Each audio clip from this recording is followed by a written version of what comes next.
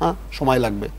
কতটা সময় লাগবে, কতদিন সময় দেবো, কি কি সংস্কার করবেন জানতে পারলে খুবই ভালো হতো। তবে এই সরকারের প্রতি আমার আস্থার জায়গা আছে। আস্থার জায়গা এইটুকু, অধ্যাপক ইউনূস স্যার এমন একজন ব্যক্তি যিনি শুধু এই দেশটাকে নয়, সারা বিশ্বটাকে দেখেছেন নিজের চোখে, বিশ্বটাকে বদলে দিতে চাইছেন সোশ্যাল বিজনেসের মধ্য দিয়ে। উনি নিজের চোখে দেখেছেন কিভাবে সম্মানিত মানুষকে অসম্মানিত করা হয়। উনি নিজে হাড়ে হাড়ে উপলব্ধি করেছেন যে একটি অসত্য মামলা, সাজানো মামলায় আপনি যদি আমি যদি শ্রমিকে যে শ্রম আদালতে যে মামলাটি, কর্মচারীদেরকে বেতন ফাঁকি দেওয়া বা কি কয়েকটা দেওয়ার জন্য, এরকম যদি হয়তো বাংলাদেশের প্রায় অধিকাংশ ব্যবসায়ীদের বিরুদ্ধে একাধিক মামলা হবে, সময় মতো বেতন না দেওয়ার কারণে, সময় মতো বোনাস না দেওয়ার কারণে, কই রাজনৈতিক বিবেচনায় তো মামলা হতে দেখিনি।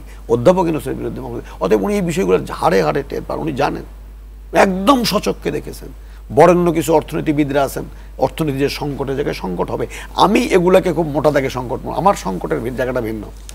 আমার সংকটের জায়গায় আমি দেখতে চাই যে একজন প্রধানমন্ত্রী বাংলাদেশে কতবার থাকবেন। একজন তো চেয়ারে বসলে আর যেতে চান না, সংস্কার সেই জায়গায় করতে হবে যে কোনোভাবেই। তবে আসার কথা হলো যে বাংলাদেশের অন্যতম একটু বিরোধী দল, কালকে হঠাৎ করে একটা বই পেলাম, তারা 31 দফা দিয়েছিল, সেই 31 দফা রাষ্ট্র কাঠামো সংস্কারের তারা আগেই বলেছে, নিজেরাই বলেছে, মানে একটা স্বইচ্ছাই, যে 2 বারের বেশি কোনো একজন ব্যক্তি প্রধানমন্ত্রী থাকতে পারবেন না।